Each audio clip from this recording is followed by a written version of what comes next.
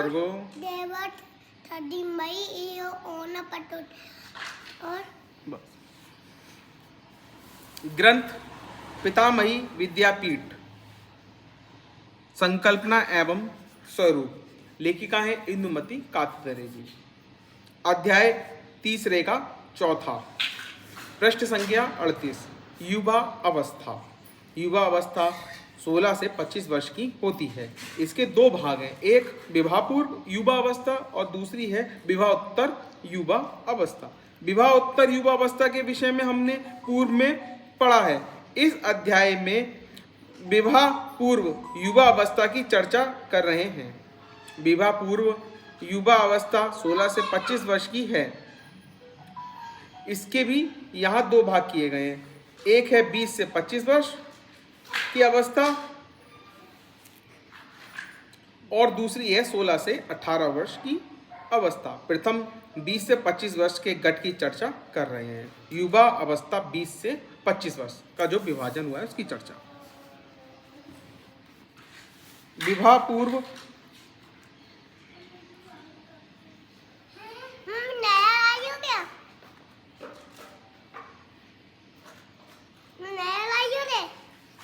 विवाह पूर्व युवा अवस्था को ब्रह्मचार्य आश्रम कहा जाता है। आज तो ब्रह्मचार्य आश्रम नाम की कोई व्यवस्था ही कहीं दिखाई नहीं देती, परंतु वह महत्वपूर्ण बात है। ब्रह्मचार्य जीवन विकास की दृष्टि से अत्यंत महत्वपूर्ण व्यवस्था है। ब्रह्मचार्य पालन से सर्व प्रकार का सामर्थ्य बढ़ता है। संयम और एकाग्रता, व्यायाम और परिश्रम शरीर, इंद्रियों और मन को साधने के उपाय हैं। इस अवस्था में माता पिता से बहुत कुछ सीखने की और माता पिताओं ने सिखाने की क्षमता अपने आप विकसित करनी चाहिए, अपने में विकसित करनी चाहिए। युवा अवस्था में दायित्वबोध का विकास होना चाहिए। शास्त्रीय पद्धति से विचार करना, निर्णय करना और बुद्धिपूर्वक व्यवहार करना चाहिए। हाँ, युवा घर की, समाज की और राष्ट्र की मूल्यवान संपत्ति है। हमारा हर युवा ऐसा ही हो, ऐसी कामना सभी को करनी चाहिए। ऐसी काम में सबको करनी चाहिए। हाँ, इस गट का पाठ्यक्रम वास्तव में युवाओं और उनके माता पिताओं के लिए है। कारण यह है कि माता पिताओं को भी इन विषयों से अवगत कराने की आवश्यकता है। साथ ही अधिकांश विषय युवक युवतियों के लिए एक समान होने पर भी कुछ मात्रा में दोनों की स्वतंत्र शिक्षा होना आवश्यक है। अर्थात बौद्धिक चर्चाएं साथ में ही होनी चाहिए। पाठ्यक्रम पहला जीवन की विभिन्न अवस्थाएं और युवा अवस्था। नंबर 2 ब्रह्मचार्य स्वरूप एवं आवश्यकता। नंबर 3 अच्छी स्त्री और अच्छा पुरुष, अच्छी वधु और अच्छे वर के लक्षण और उनकी प्राप्ति के उपाय। हाँ, चौथा स्त्री पुरुष संबंध, सहजता और मर्यादा। हाँ, 5वां आखिरी शब्द बोला करो खाली।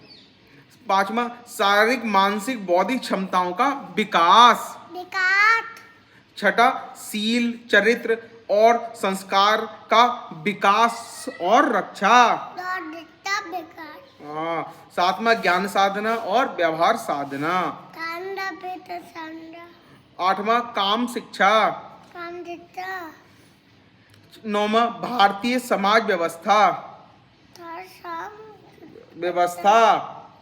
और विवाह संस्था। 10वां भारतीय संस्कृति और विवाह संस्था। 11वां विवाह विषयक पाश्चात्य और भारतीय संकल्पना। दाढ़ी संत करना। 12वां गृहस्थ आश्रम अद्भुत भारतीय दृष्टि का उदाहरण। उदाहरण बढ़ते हाँ, और 13वां है गृह संचालन हेतु कुशलताओं की प्राप्ति। कुत्ता की पालती।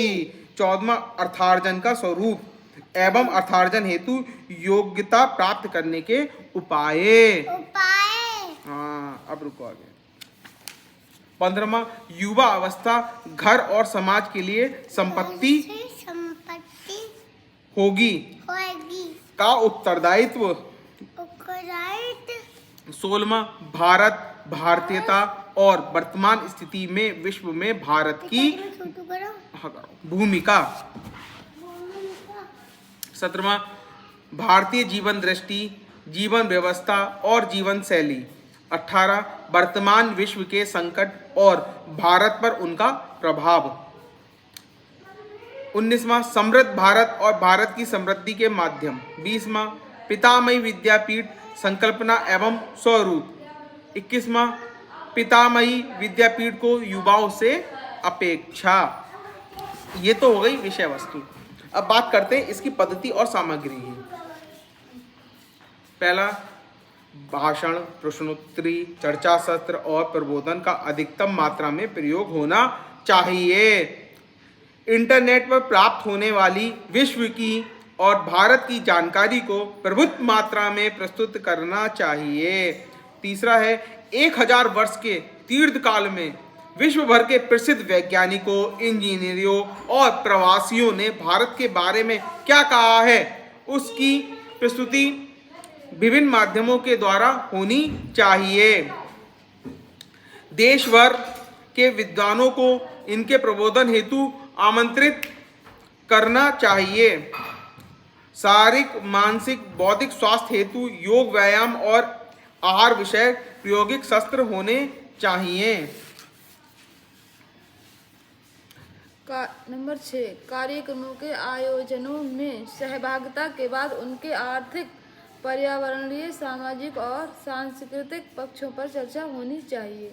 नंबर 7, वृद्धोपसेवन के विभिन्न तरीके अपनाकर अनेक विषयों की प्रायोगिक शिक्षा देनी चाहिए। नंबर 8, युवक और युवतियों के वाद विवाद का आयोजन भी हो सकता है। नंबर 9, शिविरों का आयोजन कर दिनचर्या और यात्राओं का आयोजन कर सामाजिक व्यवहार की प्रायोगिक शिक्षा दी जानी चाहिए। नंबर 10, अपने अभिप्रायों के मुक्त रूप से व्यक्त करने की स्वतंत्रता देने के बाद विनय, तर्क संगतता, उदार दृष्टिकोण, विशाल बुद्धि और संस्कारिता का महत्व समझाया जा सकता है। नंबर 11, अर्थशास्त्र और गृहशास्त्र के विषयों की गंभीरता, दोनों का आपसी संबंध और उनका स्वरूप ये निरंतर चर्चा के विषय बनने चाहिए। युवा अवस्था। युवा अवस्था दूसरा, 16 से 19 वर्ष इस अवस्था की मानसिक मुक्ति की है। इस अवस्था की मानसिक मुक्ति की है।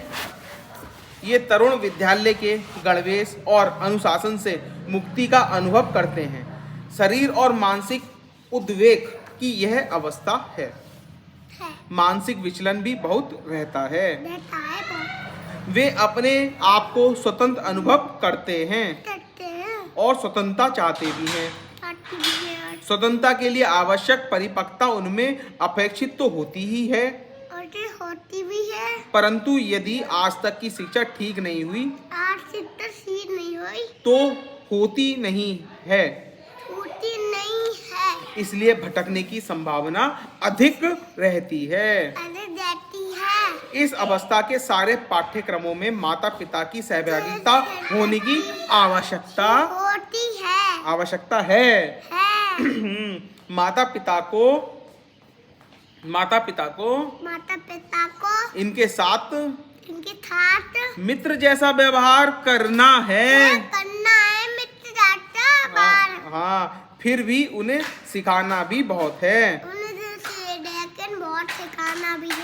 इस दृष्टि से माता पिता को सजग बनाने की आवश्यकता हाँ, ये आयु शरीर और मानसिक दृष्टि से कठोर परिश्रम की आयु है। आयु है। बौद्धिक दृष्टि से भी विवेक प्राप्त करने की आयु है। आयु है। इसलिए घरों में शारीरिक क्षमताओं के विकास के लिए व्यायाम और मानसिक क्षमताओं की विकास की दृष्टि से ब्रह्मचार्य अत्यंत महत्वपूर्ण है। बुद्धि विकास बुद्धि विकास की दृष्टि से चिंतन, चिंतन, सम्यक आकलन संपन्न आतन और निर्णय शक्ति शक्ति के विकास हेतु विचार हेतु उचित वितुर पद्धतियां पटिया अपनाई जानी चाहिए। जानते हैं। पारिवारिक और पटिया की ओर सामाजिक दायित्वों के निर्वहन की क्षमता का विकास भी आवश्यक है। आवश्यक है। भावी जीवन की बागरी संघ की दिशा दिशा अब तक अब तक निश्चित नित्य हो जानी चाहिए। होनी चाहिए। यदि हो गई है तो यदि हो गई है तो उसी का अभ्यास और योग्यता बढ़ाने का प्रयास होना चाहिए। इन्हीं बातों को ध्यान में रखकर ये पाठ्यक्रम बनाया गया है। अब पाठ्यक्रम सुनिए क्या है। बैठिए। नंबर 1, व्यायामशाला और योग केंद्रों में नियमित अभ्यास। नंबर 2, संगीत और हस्त कौशल के अनेक कार्यक्रमों में सक्रिय सहभागिता कौशल विकास। तीसरा, अर्थार्जन की कल्पनाएं, वास्तविकताएं और मार्ग। चौथा है धर्म के अविरुद्ध काम और अर्थ। पांचवा, श्रीमद् भगवद गीता तथा उनके स्रोतों का दान और स्रोतों का गान। छठा है साहसिक तथा समस्या सुलझाने के उपक्रम। सातवां, समाज सेवा के उपक्रम। आठवां, विश्व का परिचय, विश्व स्थिति का आकलन और विश्व का मानसिक बौद्धिक प्रवास। नौवां, मैं यदि विश्व का सबसे बड़ा धनिक, सबसे बड़ा सत्तावान, सबसे अधिक बलवान, सबसे बड़ा विद्वान होता तो। 10वां, वे जब 16 वर्ष के थे नचिकेता, शिवाजी, मार्कंडेय, कृष्ण, राम, लक्ष्मण आदि के चरित्र। 11वां, गृह कौशल तथा गृह संचालन। 12वां, शील, चरित्र, देशभक्ति, गुरु भक्ति, मातृ पितृ भक्ति। 13वां है वृद्धोपसेपन। 14वां, स्त्री पुरुष संबंधों की मर्यादा। 15वां, भारतीयता और भारतीय होने का गौरव। 16वां, दरिद्र, बेरोजगारी, भ्रष्टाचार के कारण और उनके निवारण के उपाय। 17वां है असंस्कारिकता, बलात्कार, अनाचार के कारण। 18वां, अस्वास्थ्य के कारण परिणाम और उनके निवारण के उपाय। 19वां, सांप्रदायिक तनाव, आतंकवाद, लव जिहाद आदि का कारण स्वरूप और उनसे बचने के उपाय। 20वां, भारत को जानो। 21वां, भारत को विश्व गुरु बनाने हेतु हमें क्या करें। 22वां, पितामही विद्यापीठ और मैं। 23वां, भारतीय शास्त्र ग्रंथों का परिचय। और 24वां है व्यक्ति को पहचानने की शक्ति का विकास। 25वां, प्रदूषण के संकट का निवारण कैसे करें। ये तो हो गया पाठ्यक्रम। अब पद्धति और इसके प्रयोग क्या है। प्रयोग दे रखे हैं इसमें 9 प्रयोग हैं। पहला, इस पाठ्यक्रम के क्रियान्वयन हेतु अधिक से अधिक प्रायोगिक कार्य होने चाहिए। इस दृष्टि से गतिविधियां, क्रियाकलाप, प्रकल्प और कार्यक्रमों का आयोजन होना चाहिए। केवल सैद्धांतिक चर्चा फलदायी नहीं होगी। नहीं होएगी। दूसरा, यह सारा प्रायोगिक कार्य लिखित स्वरूप का नहीं होना चाहिए, क्रियात्मक स्वरूप का होना चाहिए। होना चाहिए। तीसरा, समझदारी पूर्वक अपनाई गई बाध्यताओं को भी संभव बनाना चाहिए। उदाहरण के लिए होटल का भोजन नहीं खाना चाहिए, होटल का भोजन नहीं खाना चाहिए। सूती बेसी पहनना, सूती बीती पहनना, मोबाइल में गेम नहीं खेलना मोबाइल गेम नहीं खेलना आदि। आदि। इन सब का मानसिक स्वीकार होना अधिक आवश्यक है। इस बात का ध्यान रखना चाहिए। ध्यान रखना चाहिए। चौथा, इन सभी बातों का सब बातों इन सभी बातों का पता बातों को पता अभिभावकों को भी होना आवश्यक है। इसलिए उन्हें साथ रखने का भी यथासंभव प्रयास करना चाहिए। करना चाहिए। नंबर 5, प्रवचन, प्रदर्शनी, निर्माण और दर्शन चर्चा गोष्ठी भी उपयोगी हैं। 6, शिविर के माध्यम से दिनचर्या व्यवस्थित करना और सामूहिक जीवन का अनुभव देना उपयोगी हो सकता है। उसी प्रकार से विशिष्ट हेतु से देश दर्शन का कार्यक्रम भी संभव हो सकता है। नहीं, 7वां, श्रेष्ठ व्यक्तियों के साथ वार्तालाप के कार्यक्रम भी हो सकते हैं। बोलो। 8वां, क्रिकेट, फिल्म जगत, उद्योग जगत के युवा और समझदार लोगों के साथ वार्तालाप का कार्यक्रम हो सकता है। यह इन्हें बाहर दिखने वाले वैभव के पीछे कितना परिश्रम और ध्येय निष्ठा है, इस बात का अनुभव करा सकते हैं।